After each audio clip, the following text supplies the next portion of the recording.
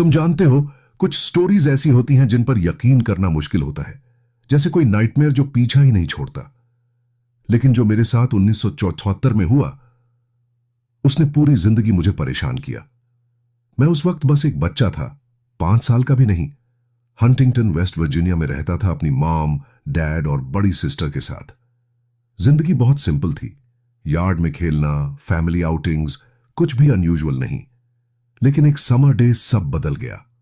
सब कुछ बिल्कुल नॉर्मल सा शुरू हुआ, लेकिन उस दिन के अंत तक हमारी फैमिली टूट चुकी थी।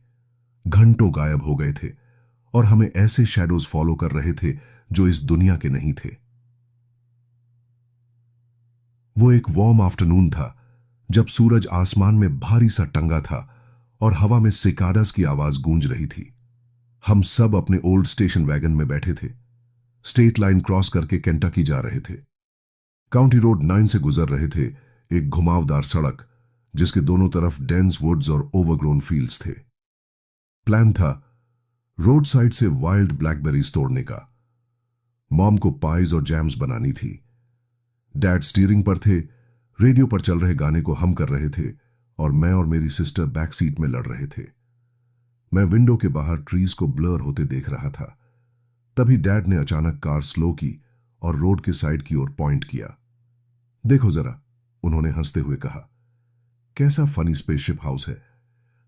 मैंने नेक घुमाई तो देखा, रोड से करीब 150 फीट अंदर ट्रीज के बीच में छुपा हुआ।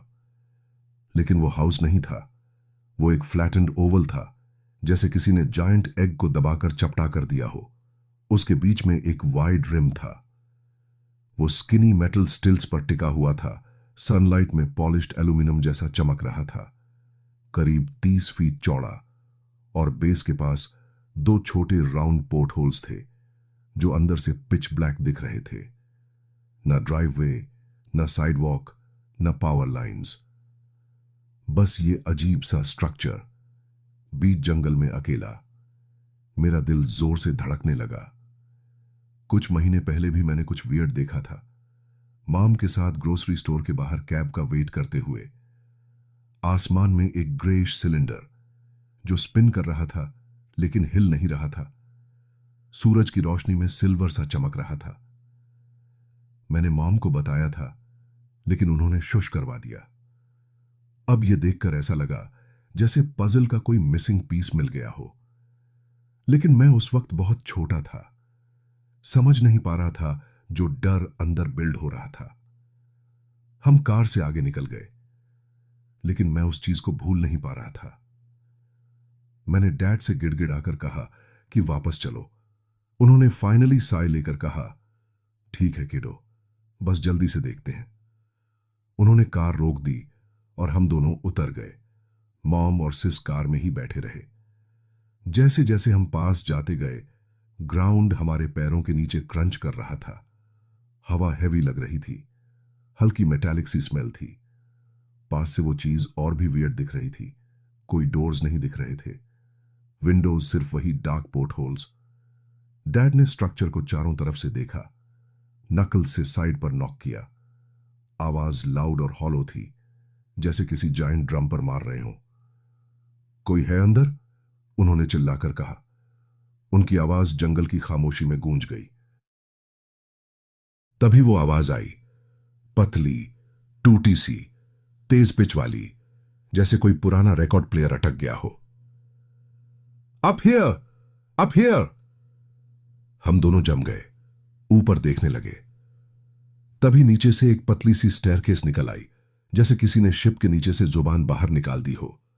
वो मेटल की थी, ग्रेटेड, और दिखने में काफी फ्लिम्जी लग रही थी। डैड ने मुझे गोद में उठा लिया और हम दोनों साइडवेज चढ़ने लगे। सीढ़ियां हमारे वजन से फ्लेक्स हो रही थीं, कराह रही थीं। मेरे छोटे छोटे हाथ डैड की शर्ट पकड़कर चिपक गए थे। अंदर से लग रहा था कुछ गड़बड़ है, जैसे ट्रैप में जा रहे हों। ऊपर पहुंचकर एक प्लेन सिल्वर डोर खुद ब खुद खुल गया, लेफ्ट साइड से हिंज होकर डिसहिंज होकर, और अंदर बस ब्राइटनेस थी, कुछ दिख ही नहीं रहा था। हम अंदर कदम रखते ही सब बदल गया। रूम बहुत बड़ा था, जितना बाहर से दिख रहा था उससे कहीं ज्यादा। राउंड शेप, सीमलेस, फ्लोर्स, दीवारों और सीलिंग में ऐसे कर्व हो रहे थे जैसे सब एक ही शाइनी मेटल के मोल्ड से बना हो। हर जगह ब्राइट व्हाइट लाइट थी, कोई सोर्स नहीं, कोई शैडो नहीं। रूम के बीच में एक अपहोल्स्टर्ड चेयर पर कोई फिगर बैठा था। जैसे ही मेरी आईज एडजस्ट हुई, मेरे पेट में मरोड़ सी उठी। वो आदमी जैसा दिख रहा था, लेकिन पूरा आदमी नहीं। लंबा और पतला, बड़ा राउंड हेड, पतले आर्म्स और स्पिंडली बॉडी। उसकी आईज ह्यूज और ब्लैक थीं, जैसे चींटी की, जो हमें आर पार देख रही थीं। उसने नॉर्मल कपड़े पहने थे, green plaid shirt, blue jeans, boots. लेकिन जब वो खड़ा हुआ और हम पर टावरिंग किया तो मेरे मुंह से निकल गया, he looks like a bug. Dad ने मुझे शार्पली हश कर दिया। श्श, रूड मत बनो जो। वो बीइंग बुरा नहीं मानता दिखा। उसने हमें अंदर आने का इशारा किया। उसके मूवमेंट्स जर्की और अननेचुरल थे। डैड, जो हमेशा क्यूरियस रहते थे, पावर के बारे में पूछने लगे। कहीं ये सोलर सेटअप तो नहीं? वो बीइंग लो कैबिनेट्स खोलकर वायर्स और गैजेट्स दिखाने लगा जो फेंटली हम कर रहे थे। फिर उसने मेरी तरफ इशारा किया। एक छोटे पेडेस्टल टेबल पर ब्लैक राउंड चीजें पड़ी थीं, जैसे कुकीज, और साथ में एक हैवी टम्बलर था, ग्रीनिश येलो गूप से भरा हुआ। हेल्प योरसेल्फ, उसने उसी वियर्ड वॉइस में कहा। ड्राइव से भूखा था तो मैंने एक कुकी उठा ली। टेस्ट ऐसा जैसे मिट्टी और मेटल चबा रहा हूं, कड़वा और डिस्गस्टिंग। मैंने उसे स्पिट आउट किया और ड्रिंक की तरफ हाथ बढ़ाया।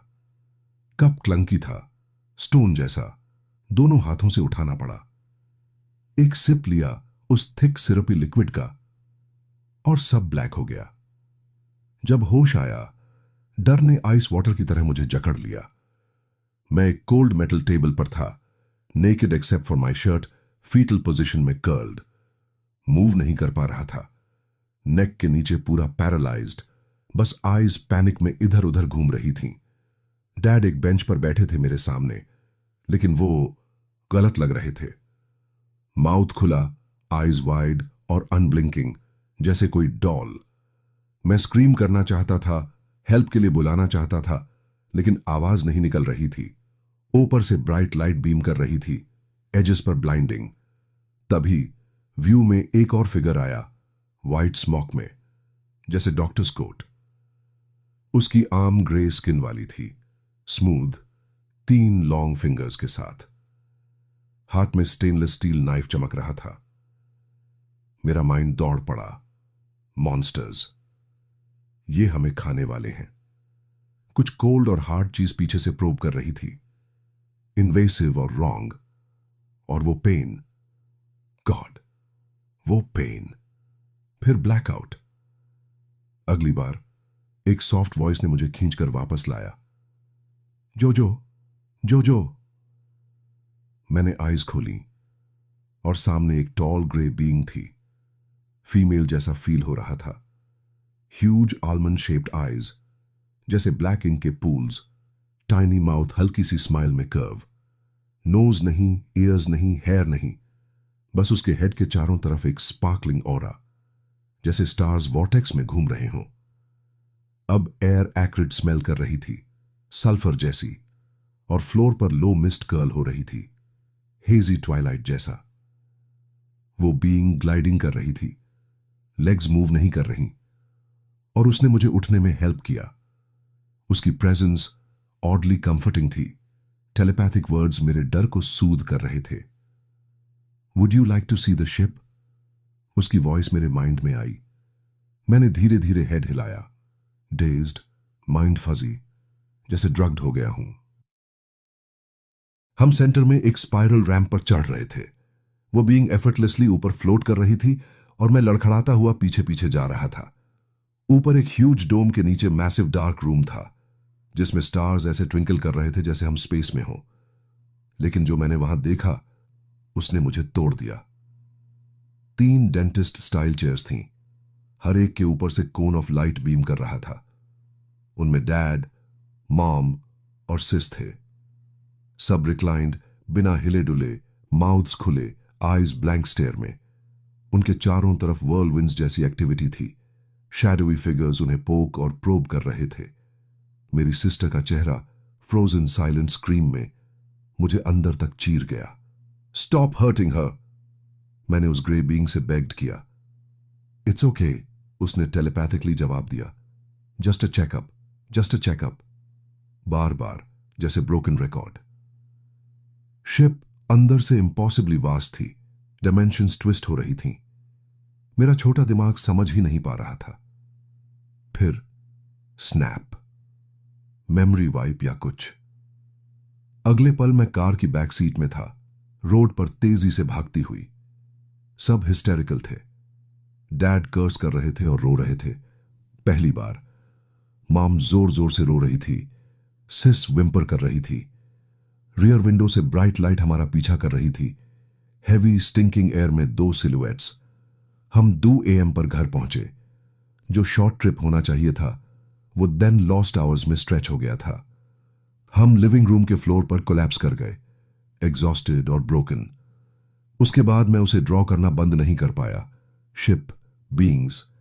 डैड हर स्केच डिस्ट्रॉय कर देते, मुझे चुप कराते। मैं सबको ब्लैब कर देता, किंडरगार्टन के किड्स, कजिन्स। एक बार कजिन्स ने डैड से पूछा, क्या यह सच है? उन्होंने बस एक बार हेड नॉड किया, फेस पेल। लेकिन वर्ड स्प्रेड हो गया और ट्रबल आने लगी। कुछ हफ्ते बाद, स्कूल के बाद, एक आदमी डार्क ब्राउन सूट और मिरर्ड सनग्लासेस में आया। उसने डैड से प्राइवेटली बात की, फिर चला गया। डैड बाहर आए, रेज और टीयर्स में। Stop talking about it Joe, they will split us up, lock us in the nut house. मैंने सब अंदर दबा दिया, सालों के लिए। लेकिन एनकाउंटर्स कभी रुके नहीं। यूएफओज आसमान में, विजिट्स रात में। मैं बड़ा हुआ, आर्टिस्ट बना, इन हॉरर्स को पेंटिंग्स में उतारता रहा। अगर तुम डीप डिग करो तो तुम्हें मेरी जैसी स्टोरीज और भी मिलेंगी। प्रेस्टन डेनेट की बुक ऑनबोर्ड यूएफओ एनकाउंटर्स सब एक्सपोज करती है। रियल अकाउंट्स जो रोंगटे खड़े कर दें। आज भी कुछ रातों को मुझे उन ब्लैक आइज का एहसास होता है और मैं सोचता हूं, क्या वो वापस आ रहे हैं? क्या वो चेकअप बस बिगिनिंग थी? अगर कभी तुम किसी लोनली रोड पर कुछ स्ट्रेंज ग्लिंटिंग ट्रीज में देखो, टर्न अराउंड, क्योंकि कुछ डोर्स एक बार ओपन हो जाएं तो ऐसे थिंग्स अंदर ले आती हैं जिन्हें तुम कभी बंद नहीं कर पाते। तुम जानते हो, इस धरती पर कुछ ऐसी जगहें भी हैं जो बिल्कुल पतली सी लगती हैं, जैसे हमारी दुनिया और उस दूसरी तरफ की दुनिया के बीच का पर्दा कभी कभी इतना कमजोर पड़ जाता है कि कुछ अजीब चीजें उसमें से सरक कर बाहर आ जाती हैं। ऐसी जगहें जहां हवा में फुसफुसाहट सी सुनाई देती है, जहां तारे बहुत नीचे झुके लगते हैं और परछाइयां हद से ज्यादा लंबी हो जाती हैं। इंग्लैंड के नॉर्दर्न हिस्से में पेनाइन हिल्स हैं। सदियों से वहां रहस्य दफन होते आए हैं। और समंदर के उस पार, अमेरिका के इंडियाना के जंगलों में शांत से दिखने वाले छोटे सबर्ब्स में ऐसी डरावनी चीजें छिपी हैं जिन्हें स्ट्रीट लाइट्स भी भगा नहीं पाती। ये सब कोई कैंप फायर वाली झूठी डरावनी कहानियां नहीं हैं। ये उन लोगों की असली दास्तानें हैं जिन्होंने अंधेरे में झांका और अंधेरे ने भी उन्हें वापस घूरा। 2 अलग अलग जगहों की कहानियां, लेकिन एक ही डर से जुड़ी हुई। आसमान की रोशनी जो तारे नहीं है, दिमाग में गूंजती आवाजें जो आपकी नहीं हैं, और वो घंटे जो ऐसे गायब हो जाते हैं जैसे धुआं। अगर तुम ये सब देर रात सुन रहे हो, जब घर चुप है और लकड़ी की आवाजें आ रही हैं, तो शायद लाइट चालू रखो, क्योंकि ये सुनने के बाद तुम्हें भी लग सकता है कि तुम्हारी खिड़की के उस पार कुछ मंडरा रहा है। चलो शुरुआत करते हैं वेस्ट यॉर्कशायर, इंग्लैंड से। साल 1980 की गलेरिया की गर्मियां। पडमॉडन एक छोटा सा शांत टाउन अपर कॉल्डर वैली में बसा हुआ। यहां की हवा कोल डस्ट और मिट्टी की नमी से भरी रहती है। पेनाइन हिल्स चारों तरफ फैली हैं और वहां की फॉग तो ऐसे उतरती है जैसे कोई जिंदा चीज सड़कों को निगल जाती है, आवाजें दबा देती है। वहां चलते वक्त तुम्हें पता ही नहीं चलता कि तुम घर की तरफ बढ़ रहे हो या किसी ऐसी चीज की तरफ जो तुम्हें अपना शिकार बनाने का इंतजार कर रही है। जून के उस महीने टाउन एक ऐसे नाइटमेयर के साथ जागा जिसे लोग आज तक भूल नहीं पाए। जिगमंड अडाम्स्की, 56 साल का पोलिश माइनर जो कोल माइंस जितना ही मजबूत था, अचानक गायब हो गया। घर से निकला और फिर बस गायब। लोगों ने सोचा शायद बेहोश होकर कहीं भटक गया होगा या सिर पर चोट लगी होगी, लेकिन 4 दिन बाद उसका डेड बॉडी मिला, टोडमॉडन के कोल हीप पर, घर से पूरे 30 मील दूर। न कोई गाड़ी, न बस टिकट, न ये सुराग कि कोई आदमी इतनी दूरी बिना किसी के देखे कैसे पहुंच गया। लेकिन इन्वेस्टिगेटर्स को सबसे ज्यादा डराया डिस्टेंस ने नहीं, बल्कि उसकी हालत ने। उसके शरीर पर ऐसे ब्रूजेस थे जैसे उसे कहीं ऊंचाई से गिराया गया हो। और सबसे डरावनी चीज, उसकी गर्दन और कंधे पर फैला हुआ गाढ़ा चिपचिपा स्लाइम, पीला हरा रंग, टार जितना चिपचिपा, और उसकी स्मेल किसी अजीब केमिकल जैसी। फोरेंसिक्स ने हफ्तों टेस्ट किया, पैथोलॉजिस्ट्स, केमिस्ट्स, सबने, बट रिजल्ट कुछ नहीं निकला। न कोई पॉइजन, न पौधे का रस, न किसी प्रैंक का निशान, बस अनआइडेंटिफाइड सब्सटेंस। पब्स और पुलिस स्टेशंस में विस्पर्स फैलने लगे। क्या यह किसी अबडक्शन की निशानी है? क्या किसी चीज ने उसे आसमान से उठाया और वापस ऐसे ही फेंक दिया? पीसी एलन गॉडफ्री, जो उस दिन सबसे पहले मौके पर पहुंचा था, नॉर्मली टफ कॉप था, ड्रंक्स और फाइट्स संभालने का आदी। लेकिन उस दिन उसने एडम्स्की की बॉडी देखी, ग्रे आसमान के नीचे, उस स्लाइम की चमकती परत ड्रिजल में, एंड उसके पेट में डर का एक गहरा नॉट बंध गया। उसने धीरे से अपने पार्टनर से कहा, यह नॉर्मल नहीं है। उसे क्या पता था, वो पहाड़ उसे देख रहे थे और उनके पास उसके लिए भी एक प्लान था। 5 महीने बाद की बात, 28 नवंबर 1980। ठंड ऐसी जैसे कब्र का माहौल हो, सांस का धुआं भूत जैसा हवा में तैर रहा था। गॉडफ्री पेट्रोल पर था, अपनी पैंडा कार लेकर बर्नली रोड पर। सुबह के 5 बजे थे। दुनिया अब भी प्री डॉन की खामोशी में लिपटी हुई थी। तभी उसकी नजर आगे कुछ अजीब पर पड़ी। पहले उसे लगा शायद कोई बस है, रोड के बीच तिरछी खड़ी हुई, लेकिन पास जाते ही समझ आया यह बस नहीं थी। उसके सामने जमीन से करीब 5 फुट ऊपर हवा में लटका हुआ एक डायमंड शेप्ड ऑब्जेक्ट था। सफेद हड्डी जैसा रंग धीरे धीरे घूम रहा था और एक लो हम निकाल रहा था जो गॉडफ्री की कार की पूरी बॉडी में गूंज रहा था। 20 फुट चौड़ा, ऊपर से डोम, और ऐसा स्मूथ कि जैसे किसी दूसरी दुनिया की मेटल से कार्व किया गया हो। न कोई प्रोपेलर, न कोई विंग, बस ग्रेविटी को ठुकराता हुआ पेटिज ही थी। गॉडफ्री का हाथ रेडियो की तरफ जाता है। दिल इतनी जोर से धड़क रहा था जैसे पसलियां तोड़ देगा। Control, this is Golf Delta. Got a static, dead silence. Engine हिचकियां लेकर बंद हो गया। उसने इग्निशन बार बार घुमाया, कुछ नहीं। सामने वो चीज अब और भी तेज चमक रही थी। उसकी सफेद रोशनी ने पूरी रोड को नहा दिया था। फॉग उस रोशनी में ऐसे घूम रही थी जैसे किसी बुझती आग का धुआं।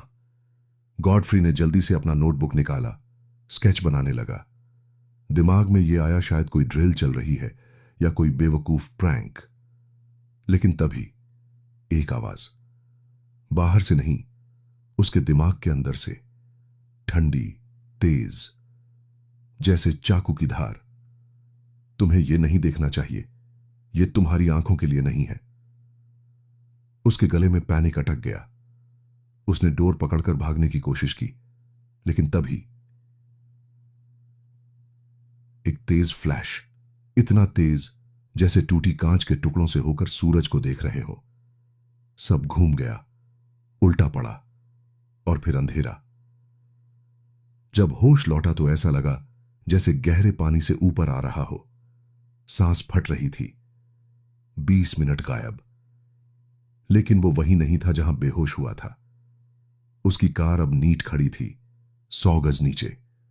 इंजन ठंडा जैसे घंटों से बंद पड़ा हो। उसे याद नहीं कैसे वहां पहुंचा, और कीचड़ में कोई ट्रैक भी नहीं। उसका शरीर दर्द से भरा हुआ, ऐसा दर्द जो हड्डियों के अंदर तक उतर गया हो। स्किन पर लाल निशान, जैसे अंदर से सनबर्न हो गया हो। पैर धड़क रहा था जैसे कुचल दिया गया हो। नीचे देखा, उसके ब्रांड न्यू बूट्स सुबह ही पॉलिश किए थे, अब घिसे हुए, फटे हुए जैसे मीलों ग्रेवल पर घसीटे गए हों। लेकिन रोड बिल्कुल साफ, कोई ड्रैग मार्क नहीं, बस वो अकेला, सुबह की क्रीपिंग रोशनी और चुप पहाड़ों के बीच। स्टेशन पहुंचा तो बाकी कॉप्स मजाक उड़ाने लगे। बॉटल खो दी क्या एल? फिर से भेड़ें दौड़ा रहे थे क्या? गॉडफ्री चुप रहा, रिपोर्ट नहीं लिखा। कॉप्स फेरी टेल्स के पीछे नहीं भागते। लेकिन उसी दोपहर लॉकर रूम में अकेला था कि अचानक एक फ्लैश आया, याद का। वो चीज मिस्ट में गायब होती हुई, और वही आवाज, नॉट फॉर योर आइज। इतना कांपा कि हाथ से मग गिर गया। गर्म कॉफी हाथ पर छिटक गई। अगली सुबह कॉल आया, अनोनिमस टिप।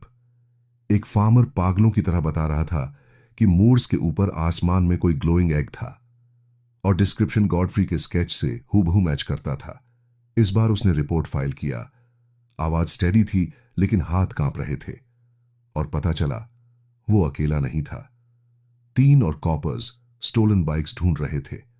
उसी रात, उसी वक्त उन्होंने भी वही चीज देखी, हॉवर करती हुई, फिर टॉड मॉर्डन की तरफ जूम करती हुई। उन्होंने रेडियो पर भी रिपोर्ट किया, ब्रैडफोर्ड एयरपोर्ट तक कॉल की। कोई चॉपर, कोई जेट, कुछ नहीं। Logs clean. एक और ऑफिसर ने कसम खाई कि उसने वैली के ऊपर एक चमकती लकीर देखी थी, इतनी तेज और शांत जैसे सांस की आवाज। अब विटनेसेस इतने इकट्ठे हो रहे थे कि गॉडफ्री खुद को झूठा नहीं कह सकता था। लेकिन असली हॉरर अब शुरू हुआ।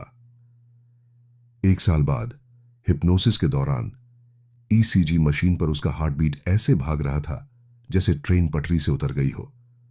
गॉडफ्री ने वो सब याद करना शुरू किया। उसे याद आया कि कैसे वो बाहर निकला था, कैसे बीम ने उसे ऊपर खींच लिया। वो हवा में तैरता हुआ एक सीमलेस हैच से होकर अंदर गया, एक कमरा जो पावर से गूंज रहा था। कोई कॉर्नर नहीं, दीवारें कर्व होकर ऐसे झुकी थीं जैसे ठंडे स्टील का कोई गर्भ। और फिर वो, सबसे पहले एक लंबा आदमी, 6 फुट, दाढ़ी, लंबी नाक, सिर पर स्कल कैप, पुराने जमाने के रोब्स पहने, जैसे कोई बिब्लिकल गोस्ट। बिना बोले उसका नाम जानता था, जोसेफ। जोसेफ के आसपास खड़े थे 8 छोटे छोटे फिगर्स, 3 फुट लंबे, मेटल जैसे शरीर। उनके सिर उल्टे लैम्पशेड जैसे और आंखें इतनी पतली जैसे रेजर से काटी गई हों। उन्होंने गॉडफ्री को छुआ, ठंडी उंगलियां उसकी स्किन पर रेंगती हुई। वो पीछे हट गया, उल्टी आने लगी। जोसेफ की आवाज उसके दिमाग में गूंजी, डर मत, ये मेरे हैं। और कोने में एक काला कुत्ता, विशाल, जिसकी आंखें लाल अंगारों जैसी चमक रही थीं। उसकी सांसें भारी और उसके होंठों के पीछे बहुत ज्यादा दांत, जैसे किसी दानव की मुस्कान की। वो उसे एक टेबल पर बांध देते हैं। ऊपर से तेज लाइट्स ऐसे बरस रही थीं जैसे किसी अदालत का फैसला सुनाया जा रहा हो। रिस्ट और एंकल पर ब्रेसलेट जैसे क्लैंप कस दिए जाते हैं, मशीन से कनेक्ट कर देते हैं, जो धीमी सी गुनगुनाहट निकाल रही थीं। उसकी नाक में एक अजीब सी मीठी सी बदबू घुस जाती है। लाइट्स तेजी से ब्लिंक करने लगती हैं और गॉडफ्री को ऐसा लगता है जैसे वो ईथर में डूब रहा हो। उसके सामने अचानक पुराने विजन्स तैरने लगते हैं, बचपन की रातें, जब उसके बेड के ऊपर कोई आग का गोला मंडराता था और कुछ रहस्यमयी बातें फुसफुसाता था जिन्हें वो समझ ही नहीं पाता था। फिर सवालों की बौछार होती है, तेज, जबरदस्ती, जैसे कोई सर्जरी चल रही हो। तुम कौन हो? तुम किससे डरते हो? जोसेफ का चेहरा सामने उभरता है। हम पहले भी मिले हैं। उसके सिर में दर्द ऐसे चुभता है जैसे बिजली दौड़ गई हो, फिर धीरे धीरे डल थ्रॉब में बदल जाता है। वो लोग उसका बूट उतारते हैं, उसके पैर को चेक करते हैं। बाद में डॉक्टर्स कहते हैं कि चोट ऐसी थी जैसे किसी बहुत हाई हीट चीज से जली हो। नॉर्मल अर्थली इंजरी नहीं। 20 मिनट का हिसाब तो मिल गया, लेकिन कीमत बहुत भारी थी। हिप्नोसिस से जागते वक्त गॉडफ्री पूरा पसीने में भीगा था। उसका दिल इतनी तेज धड़क रहा था कि डॉक्टर जाफी को उसे होश में लाने के लिए थप्पड़ मारना पड़ा। उसके बाद गॉडफ्री की जिंदगी बिखरने लगी। सालों पहले एक फाइट में चोट लगने के बाद डॉक्टर्स ने कह दिया था कि अब वो बच्चे का बाप नहीं बन सकता। लेकिन एनकाउंटर के कुछ हफ्ते बाद उसकी वाइफ ने उनकी खिड़की के बाहर एक तेज रोशनी देखी, मैग्नीशियम जैसी चमक। 9 महीने बाद वो प्रेग्नेंट थी। लोगों ने इसे मिरेकल कहा, लेकिन पुलिस फोर्स ने उसे बाहर का रास्ता दिखा दिया। कहा गया कि वो अनस्टेबल है, दबाव में टूट चुका है। गॉडफ्री का कहना था कि ये सब ब्लैक सूट्स वाले लोग, मैन इन ब्लैक, उसे चुप कराने की कोशिश कर रहे थे। रात के अंधेरे में धमकी देते थे। उसने सब कुछ लिख डाला, खुद से किताब छपवाई, सच बाहर लाने की ठानी। 40 साल गुजर गए, लेकिन आज भी टोडमोडन को लोग UFO capital of the UK कहते हैं। रिक मोरैन की किताब chance encounters in the valley of lights में पेनाइन हिल्स की ले लाइंस और मैग्नेटिक एनोमलीज की बातें की गईं, जैसे कोई अदृश्य ताकत उन्हें अपनी तरफ खींच रही हो। लेकिन गॉडफ्री, वो आज भी लाइट्स जलाकर सोता है, उस हम की आवाज का इंतजार करता हुआ, सोचता हुआ कि जोसेफ फिर से लौटेगा क्या। अब नजर डालो अटलांटिक के उस पार, इंडियाना, 1983 की गर्मियां। कॉपली वुड्स, इंडियानापोलिस के किनारे फैले हुए जंगल, जहां सबर्ब्स जंगली झाड़ियों में घुल जाते हैं। शाम ढल रही है, फायरफ्लाइज चमक रहे हैं, क्रिकेट्स की आवाजें हवा को भर रही हैं। सब कुछ नॉर्मल लग रहा था, लेकिन 30 जून की रात वो ऑर्डिनरी हम टूट गया। डेबी जॉर्डन कॉबल, 30 की उम्र, सख्त और नो नॉनसेंस, बच्चों और एक पुराने घर की जिम्मेदारी संभालते हुए पीछे बैकयार्ड में निकली क्योंकि उसके डॉग्स अचानक पागल हो गए थे। भौंकना चीख में बदल गया, जैसे नर्क खुल गया हो। उसने स्क्विंट करके अंधेरे में देखा। ट्री लाइन के ऊपर कोई ग्लो धड़क रहा था, जैसे हार्वेस्ट मून गलत रंग में चमक रहा हो। हवा में स्टैटिक क्रैकल कर रहा था। उसके हाथों के बाल खड़े हो गए, दांतों तक में वाइब्रेशन गूंज रही थी। उसके पैर जमीन से चिपक गए। न भाग सकती थी, न चीख सकती थी, बस खड़ी रही, दिल जोर से धड़कता हुआ, जबकि वो रोशनी फैलती गई और उसे पूरी तरह निगल गई। अगली मेमोरी वो यार्ड में नहीं थी, वो अब एक रूम के अंदर थी। धातु से बना, सीमलेस, चारों तरफ से गूंजता हुआ, रोशनी ऐसी जैसे हर जगह से आ रही हो और कहीं से भी नहीं। उसके चारों तरफ ह्यूमनॉइड्स खड़े थे, लंबे, बहुत पतले, उनकी स्किन राख जैसी ग्रे, आंखें गहरी काली, ऐसी कि तुम्हें अपने अंदर खींच लें। कोई आवाज नहीं, लेकिन थॉट्स उसके दिमाग में टकरा रहे थे। शांत रहो, हमें देखना है। लंबी ठंडी उंगलियां उसके सिर, उसके हाथों पर घूमती, फिर उसके पेट पर रुकी। वो टच नरमी से शुरू हुआ, लेकिन पल भर में टेरर में बदल गया। फिर एक लीडर आगे बढ़ा, हाथ में एक डिवाइस, पतला, नीडल टिप्ड, नीली सफेद फ्लैशेस छोड़ता हुआ। डेबी के पेट में दर्द उभरा, तेज नहीं, लेकिन गहरा, जैसे जड़ें अंदर घुस रही हों। कुछ ले रहे थे, शायद कोई एग या मेमोरी, उसे पता नहीं, लेकिन अंदर एक हॉलो एच रह गया। टेलीपैथिक विस्पर्स गूंजी, तुम्हें सही समय पर याद आएगा। और फिर ड्रॉप। वो अचानक यार्ड में वापस थी, घुटने कांपते हुए, रोशनी ऐसे गायब जैसे किसी ने कैंडल बुझा दी हो। घड़ी देखी, 2-3 घंटे गायब। और उसके पैरों के नीचे की घास एक परफेक्ट सर्कल में दब चुकी थी, 20 फुट चौड़ी। उस पर बारीक पाउडर बिखरा था, टाल्क जैसा, बट इरिडेसेंट। टेस्टिंग में पता चला उसका कोई अर्थली मैच नहीं। दिन एक दूसरे में घुलने लगे। उसकी तकिए पर नोज ब्लीड्स के लाल दाग पड़ने लगे। थकान ऐसे चिपक गई जैसे हड्डियों में कांटे गड़ गए हों। वो 16 घंटे खड़े सोती, फिर भी थकी हुई उठती। सपने उसे पकड़ लेते, वही आंखें उसकी आत्मा में झांकती। प्रोब वाला सीन बार बार चलता, जैसे किसी हेल का लूप हो। शुरू में उसने किसी को कुछ नहीं बताया। पुलिस ने मजाक बना दिया, डॉक्टर्स ने बस रेस्ट प्रिस्क्राइब कर दिया। लेकिन निशान, उसके पेट पर हल्की सी स्कार्स, जैसे किसी गोस्ट सिरिंज के नीडल मार्क्स हों। सालों बाद हिप्नोसिस के नीचे बड हॉपकिंस, जो एब्डक्शन केसेस का गुरु माना जाता है, उसकी वॉइस स्टेडी रखते हुए वो सब निकलने लगा। यह सिर्फ 83 नहीं था। चाइल्डहुड फ्लैशेस आए, रात में रूम में लाइट्स, छोटे हाथ जो उसे बेड से खींचते। एक पैटर्न उसके खून में लिखा हुआ। वो बीइंग्स इन्वेडर्स नहीं, फेमिलियर्स थे, देखते हुए, इंतजार करते हुए, उसकी जिंदगी के पीसेस हार्वेस्ट करते हुए, जैसे कोई क्रॉप जिसे किसी ने बोया ही नहीं। कॉपली वुड्स चुप रहे, लेकिन डेबी की वॉइस नहीं। उसने सब लिख डाला। Abducted, the story of the intruders continues. और सारी टेरर खोलकर रख दी, उनके लिए जिनमें पढ़ने की हिम्मत हो। नोज ब्लीड्स धीरे धीरे खत्म हो गए, लेकिन ड्रीम्स और शार्प हो गए। वो कॉन्फ्रेंसेस में बोलती, आंखों में हॉन्टेड लुक, वार्निंग देती, they are not done.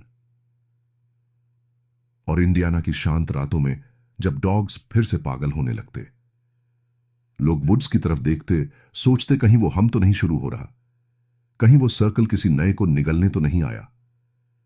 Map पर 2 स्पॉट्स, ओशंस के पार, लेकिन थ्रेड एक ही है। लाइट्स जो ब्लाइंड कर दें, वॉइसेस जो कमांड करें, टाइम जो आपकी ब्रेथ चुरा ले। पेनाइन्स का फॉग हो या मिडवेस्ट के टिम्बर, फर्क नहीं पड़ता। वो बाहर हैं, drawn to the quiet ones, जो ऊपर देखते हैं। अगर आप किसी लोनली रोड पर डॉन के वक्त ड्राइव कर रहे हो या बैकयार्ड में अनफेमिलियर स्टार्स के नीचे खड़े हो, ध्यान से सुनना, उस हम के लिए, उस फ्लैश के लिए, क्योंकि कुछ एनकाउंटर्स तब खत्म नहीं होते जब आप पसीने में भीगे उठते हो। वो बस वेट करते हैं। और अगर हिल्स या वुड्स कभी आपका नाम विस्पर करें तो भागो, या फिर ऊपर देखना ही मत।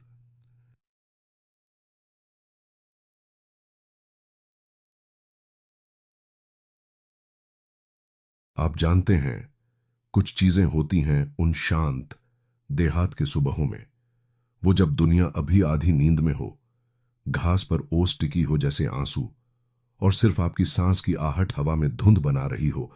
वो आपको सच में अकेला महसूस कराती हैं। हां, एक तरह से सेफ भी। लेकिन 1978 में ईस्टर्न पोलैंड के खुले खेतों में, उस अजीब खाली और फैले आसमान के नीचे, ये एहसास एक आदमी के लिए पूरी तरह बदल गया। और ये अनुभव आपको सूरज निकलने के बाद भी लंबे समय तक याद रहेगा। उस आदमी का नाम था जान वोल्स्की, एक साधारण किसान, 72 साल के। वो इंसान जो किसी स्ट्रेंजर पर भरोसा करने से पहले अपने पुराने घोड़े पर भरोसा करता। 10 मई को जो उसके साथ हुआ, वो सिर्फ कुछ देखने जैसा नहीं था, ये एक इनविटेशन था। ऐसे चीजों से जो इंसानों की तरह चलते थे, पर गंध थी जैसे ब्रिमस्टोन की, और दिखते थे जैसे किसी फीवर ड्रीम से बाहर निकल आए हों।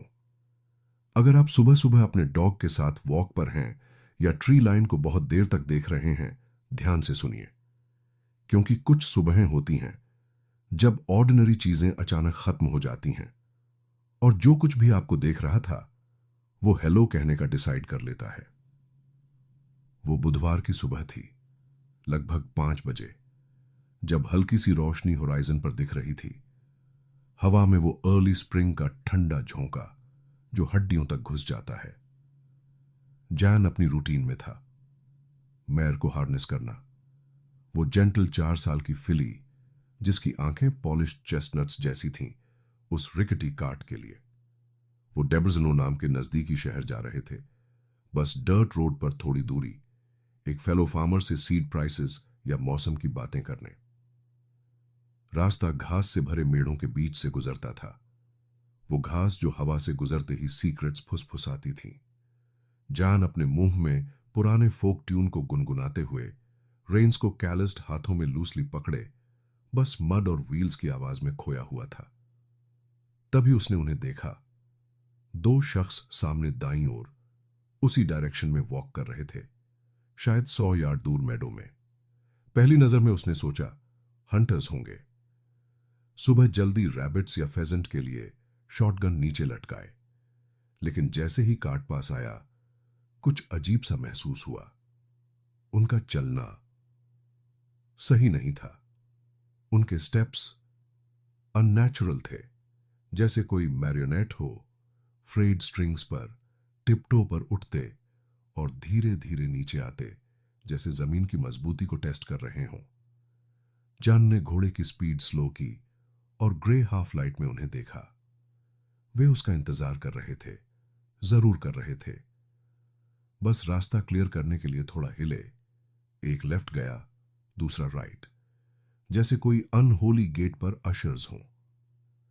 अब जब पास आए, इतना पास कि उनकी वॉइसेस सुनाई दी, वो भी किसी अजीब टंग में, गटरल क्लिक्स और हिसेस, कुछ ह्यूमन जैसा नहीं। वे छोटे थे, शायद 5 फुट टॉल, पतले जैसे रीड्स, हेड से लेकर टो तक टाइट सूट्स में लिपटे। कलर था स्टॉर्म क्लाउड्स जैसा, glossy black grey, rubber stretched over bone जैसी टेक्सचर। कोई जिपर, बकल या पॉकेट्स नहीं, बेसिकली सीमलेस, हर एंगल को हग करता। सूट्स फेस और हैंड्स तक खत्म होते। स्किन एक्सपोज थी जो डॉन में सिकली ग्रीन चमक रही थी। हाई चीक बोन्स शार्प जैसे शैटर्ड ग्लास। आंखें ब्लैक आलमंड्स जैसी फ्लैट और एंडलेस, वाइट्स नहीं, लाइफ की फ्लिकर नहीं। नाक की जगह subtle ridge, twin slits breathing के लिए। माउथ स्ट्रेट, लिपलेस, कभी कभी साइडवेज ट्विस्ट कर टीथ दिखाते, बहुत वाइट, बहुत इवन, जैसे पोर्सलिन शार्ड्स। कोई हेयर नहीं, बस स्मूथ मॉटल्ड ग्रीन, स्कैल्प पीछे की ओर स्लोप करता। उनके हाथ, भगवान, उनके हाथ की लाइट पकड़ने का तरीका ही अजीब था। लंबे लंबे फिंगर्स, 5-6 हर पाल्म में, फैलते हुए और इन थिन इलास्टिक मेम्ब्रेन से जुड़े। ग्रीन वेन्ड, जो डिजिट्स के बीच फैल रही थी जैसे ड्राउन्ड फ्रॉग की स्किन। बस थंब और 4 फिंगर फ्री थे। कोई नेल्स नहीं, सिर्फ ब्लंट टिप्स जो ग्रिपिंग के लिए बहुत सॉफ्ट लग रहे थे। और वो हम्प, हर एक के कंधे पर अजीब सा बल्ज था, सूट के नीचे हिल रहा था जैसे कुछ अंदर जिंदा हो, या शायद उनकी स्पाइन ही गलत कर्व कर रही थी।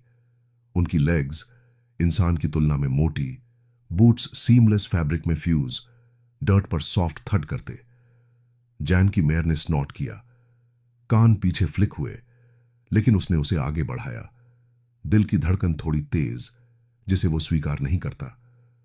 उन्होंने कार्ट को ग्रैब नहीं किया, नहीं, वो बाद में हुआ। जैसे ही वो उनके बीच से गुजरे, इतना पास कि उनके शरीर की विंटर जैसी ठंडक महसूस हो रही थी, उन्होंने एक स्मूथ मोशन में कार्ट पर जंप किया। बेंच पर उसके पास बैठे, लेग्स लूज लटकती, सूट्स फेंट क्रीक कर रहे थे जैसे fresh latex. Jan froze, reins अपने फिस्ट्स में टाइट, लेकिन फियर नहीं, अभी नहीं। बस एक डीप क्रॉलिंग रॉन्गनेस, जैसे ग्रेवल निगल लिया हो। क्या भगवान के नाम पर? उसने पोलिश में मर्मर्ड किया, लेकिन उन्होंने सिर्फ सिर टिल्ट किया। ब्लैक आईज ब्लिंक नहीं कर रहे थे और आगे पॉइंट किया। ऑनवर्ड। 1 माइल या इतना आगे उन्होंने शार्प जेस्चर किया। स्टॉप यहां, क्लियरिंग में, जहां ट्रीज थिक थे और ग्रास पैक्ड अर्थ में बदल रही थी। जैन ने घोड़े को रोकने की कोशिश की। मेयर ने सिर हिलाया। हूव्स रिलक्टेंट स्टैम्प कर रहे थे। और वहां 50 फीट ऊपर silent white glow soft pulse कर रहा था, स्काई के पेल होने के बीच। लैंडेड नहीं, क्रैश नहीं, बस सस्पेंडेड, जैसे कोई फैट पर्ल इनविजिबल थ्रेड पर लटका हो। लो हम, दूर की बीज जैसी फेंट वाइब्रेशन, ग्राउंड से टीथ तक पहुंच रही थी। घोड़ा जोर से बॉल्क किया। श्रिल विनी, आईज रोलिंग वाइट। एनिमल्स जानते हैं, है ना? लेकिन एक ग्रीन स्किन ने रेन्स पकड़ लिया, फर्म यांक किया, और मेयर स्टिल हो गई, ट्रेम्बलिंग। वे लीफ की तरह हल्के नीचे उतरे। क्रूकेड फिंगर से जैन को जेस्चर किया, कम, फॉलो। जब उन्होंने जैन की आर्म पकड़ी और ऑफ किया तो ठंडक शर्ट के भीतर फैल गई, स्किन चिल्ड सिल्क जैसी, सॉफ्ट लेकिन अनयील्डिंग। उनके आकार के हिसाब से स्ट्रेंथ आयरन जैसी थी। जैन एक स्टेप स्टंबल किया, ब्रेथ कॉट, लेकिन उन्होंने उसे बिना बोले स्टेडी किया, बस उस पुल से इंसिस्टेंटली उसे उस चीज की ओर खींचते। क्लोज से देखा तो वो मेडो के मुकाबले विशाल था, जैसे बस स्क्वॉश हुआ हो, 15 feet long, 9 wide, 8 high, curves और ग्लीम से भरा। कोई विंडोज, कोई डोर्स नहीं, सरफेस फ्लॉलेस, पोर्ड सिल्वर जैसा, ट्रांसल्यूसेंट व्हाइट ग्लो, आसपास हवा शिमर करती। हर कॉर्नर पर midway fat black barrels jutted, 4 rods spinning under, spirals of color, blues to violets, greens smoke की तरह twist। वो हम वहीं से आ रहा था, constant, स्कल में घुसता, ग्रास क्विवर कर रहा। कोई प्रॉप्स, कोई रोर नहीं, बस हॉवर करता, फुट डर्ट से ऊपर, जैसे ग्रेविटी इग्नोर कर रहा हो। केबल्स नीचे स्नेक कर रहे थे, 4 थिक लाइंस, वेन्स जैसी डैंगलिंग। एक ग्रीन लूप में क्लाइम किया, जैन को अबॉर्ड बुलाते, ग्रैब होल्ड। वो शब्दों में नहीं, हेड में प्रेशर जैसे फिंगर्स टेम्पल्स पर। दूसरा हॉर्स की ओर peeled, slow circle, head tilted study में। जैन ने केबल्स पकड़ लिए, कोल्ड मेटल पाम्स में काट रहा था, और वे स्मूथली साइलेंटली उठे। मेडो नीचे गिर रही थी जब तक उसके बूट्स हैच पर लेज से मिले। डोर नहीं था। Squarish rounded edges, 6 feet high, flush with wall, कोई सीम, लैच नहीं। ये अंदर की ओर रोल हुआ, टंग की तरह रिट्रैक्ट, बल्क हेड में समा गया। वॉल्स फोरआर्म जितना मोटा, टच में फेंट हमिंग।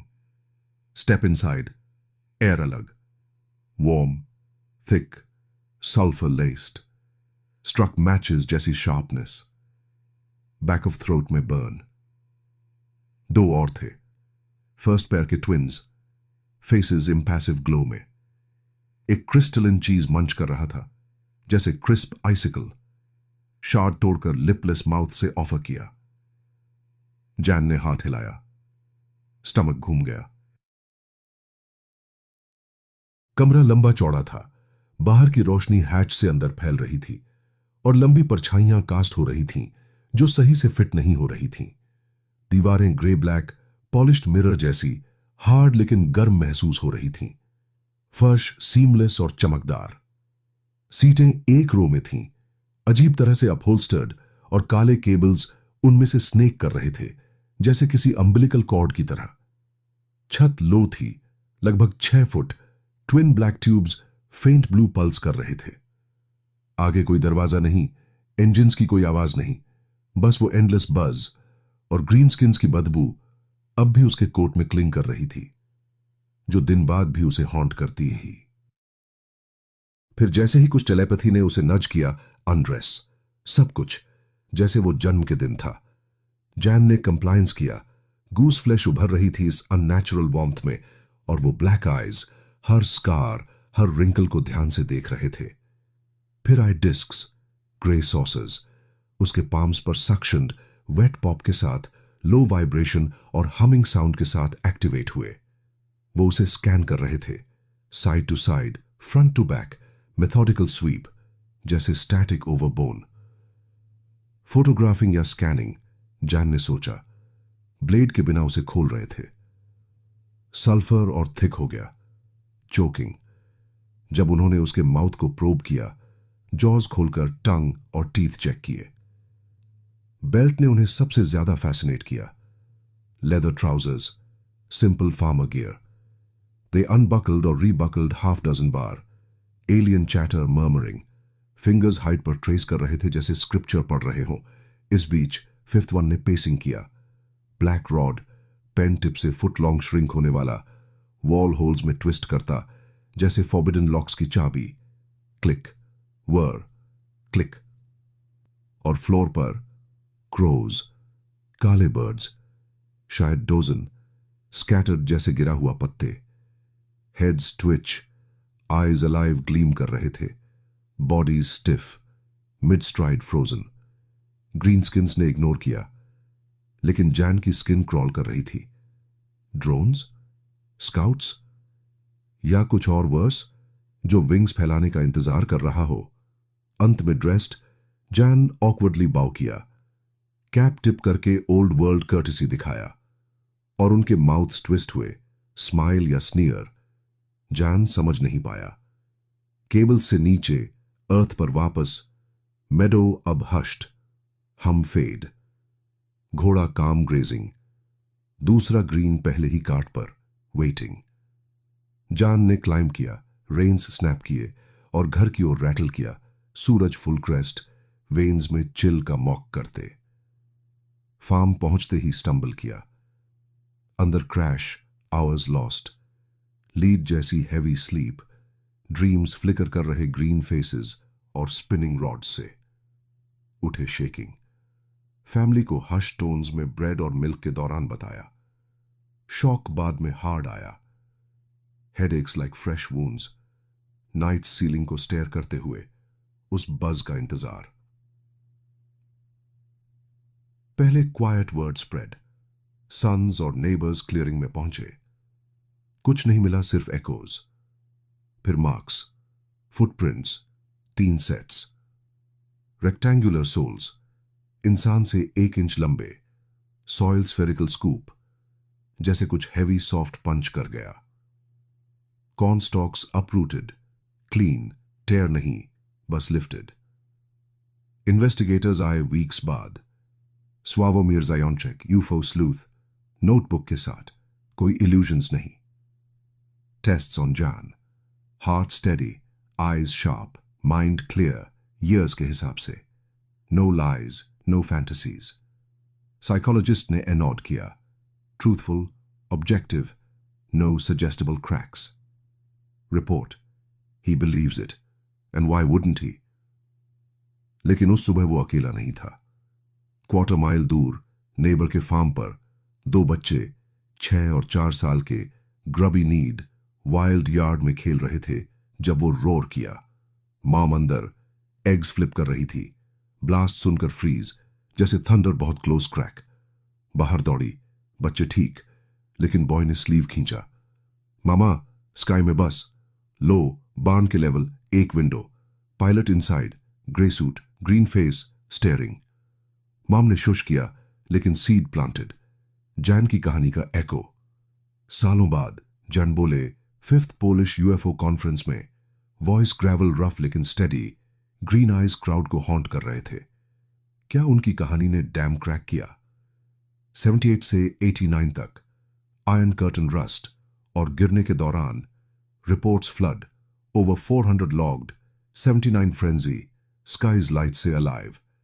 एमिल्सन को मार्कर मिला, यूएफओ मॉन्यूमेंट, मेडो में squat, rust under same wide sky, seekers.